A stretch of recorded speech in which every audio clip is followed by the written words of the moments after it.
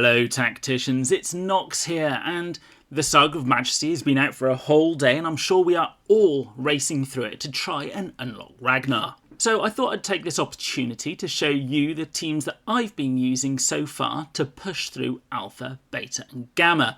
But before I do that, I just want to do my usual thank yous, and today they go to Big Red, player 9359, player 2653, White Dwarf, Jaspid and Totally Not Law 21. You have all used my friend code and it is very much appreciated as it really does help me out.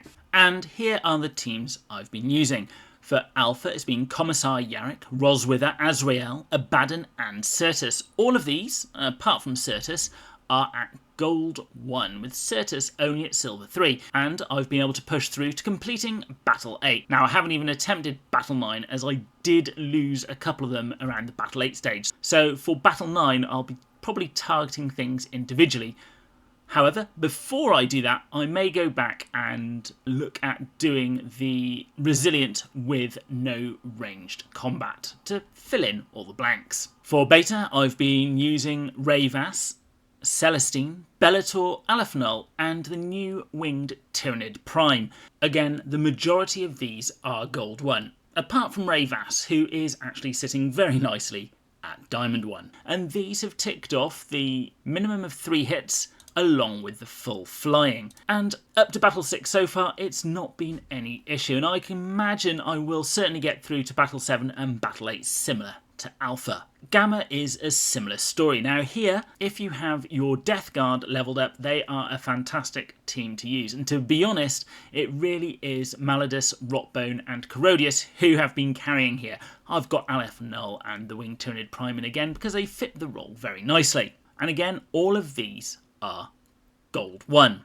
Now there is one missing character that you may have realised I haven't said in any of these, and that is of course Isabella. She will be at her best at the higher levels of Alpha, as she will indeed be able to cater for the full bolter damage lineup. If we look in Beta, she doesn't have the minimum of 3 hits, she doesn't have a physical, she hasn't got a power weapon, doesn't fly, although of course she doesn't summon. So for later battles in Beta, she'll be able to at least tick off defeat all enemies and the no summons should you need to push that little bit further. What I will say about this is they have been quite clever with how they have been doing all of these paths. It used to be we could probably put together 2 teams to tick off all of them. Now it certainly seems more likely that we're going to need at least 3 teams. The only one that I personally can do with 2 teams is Alpha. The other 2, the Beta and Gamma, are going to need 3 teams each to clear, purely because of the weapon requirements. However, always remember that if you can't do any of the requirements, it's still worthwhile completing the battles, because you'll get the defeat all enemies bonus,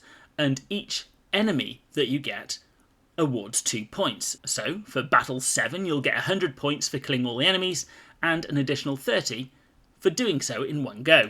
One last thing to consider, which only really applies to people who've got a maxed out roster, is you don't have to use 5 characters. If you've got a group of Diamond 2 characters that you could put in to tick off more, then by all means do so. Because of course, the more attempts you have, the further up the track you'll get, the higher rank that you'll end up getting Ragnar. So don't forget that if you've got those Diamond characters lined up. So we've thought about our own characters. What about the enemies?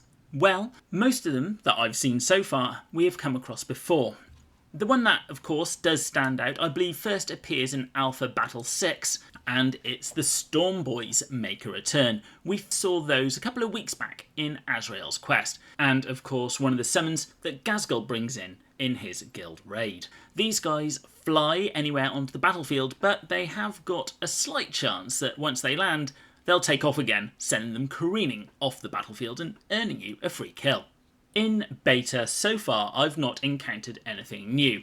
However, As we've seen in the past, they do like putting in the characters we collect from about Battle 9 onwards, so don't be surprised if later on you'll be fighting against the likes of Toth, Abraxas, and probably even Ahriman himself at Battle 12. And finally, in Gamma, again, there isn't anything really new. We've seen all of the characters before, and the one to watch out for is the Aggressor, because they've got the Mark 10 Gravis armor, meaning they're very tough to kill, and they have the Frag Storm ability. Not only that, they have their Flamers, which cover an area with fire, which makes it very hard to move, and their Initiates are able to attack you and then move away, leaving a space for another one to come in and attack. Let me know in the comments below if you have any hints or tricks that I may have missed in this video, as I'm always interested to know how other people are doing these events. And of course, you are also helping out the community.